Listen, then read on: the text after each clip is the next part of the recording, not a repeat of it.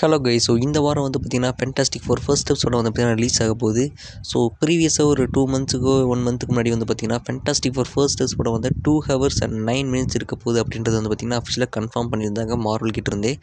But இப்போது ஒரு 2 நாளைக்கு முன்னாடி தான் வந்து பார்த்திங்கன்னா ஒரு 14 minutes ஒரு லாங் சீக்வன்ஸையும் வந்து பார்த்திங்கன்னா டோட்டலாக டெலிட் பண்ணியிருக்காங்க. அது சம்மந்தமாக வர எல்லா டெவலப்பிங் சீக்வன்ஸ் டோட்டலாகவே வந்து பார்த்திங்கன்னா தூக்கப்பட்டிருக்கு கம்ப்ளீட்டாகவே.